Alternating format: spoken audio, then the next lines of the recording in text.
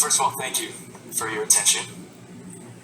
There's nothing quite like being in a room full of people like this, where all of you are giving your attention to me. It's a powerful feeling. Get attention.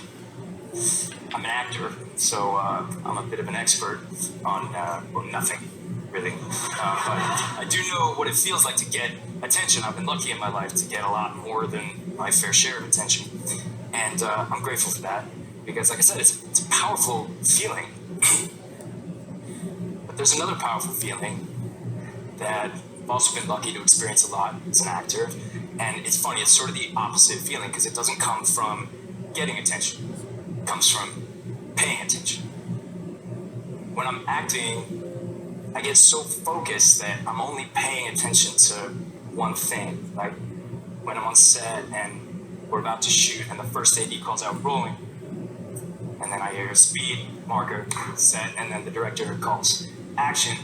I've heard that sequence so many times, like it's become this Pavlovian magic spell for me. Rolling, speed, marker, set, and action. Something happens to me, I can't even help it. My attention narrows, and everything else in the world, anything else that might be bothering me or might grab my attention, it all goes away, and it's just there. And that feeling, that is what I love. That to me is creativity, and that's the biggest reason I'm so grateful that I get to be an actor. So there's these two powerful feelings. There's getting attention and paying attention. Of course, in the last decade or so, new technology has allowed more and more people to have this powerful feeling of getting attention for any kind of creative expression, not just acting. It could be writing or photography or drawing, music, everything. The channels of distribution have been democratized, and that's a good thing. But I do think there's an unintended consequence for anybody on the planet with an urge to be creative, myself included, because I'm not immune to this. I think that our creativity is becoming more and more of a means to an end. And that end is to get attention. And so I feel compelled to speak up, because my experience, the more I go after that powerful feeling of paying attention, the happier I am. But the more I go after the powerful feeling of getting attention, the unhappier I am. And thanks.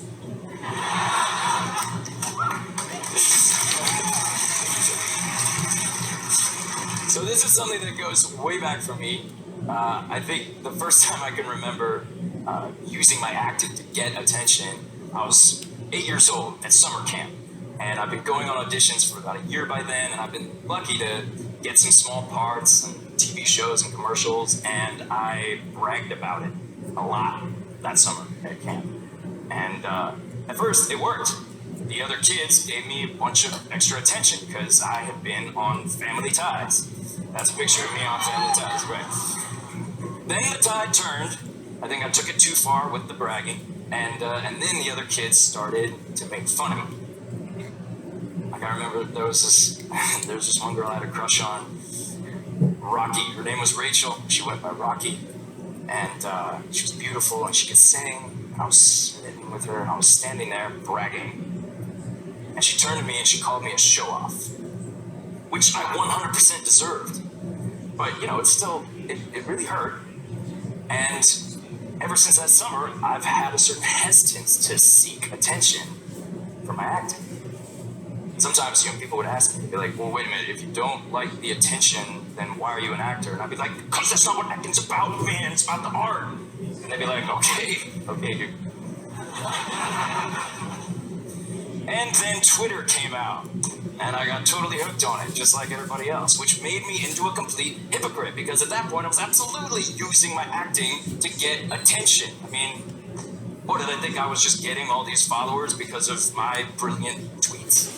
I actually did think that. I was like, they don't just like me because they saw me in Batman, they like what I have to say, I've got a way with words.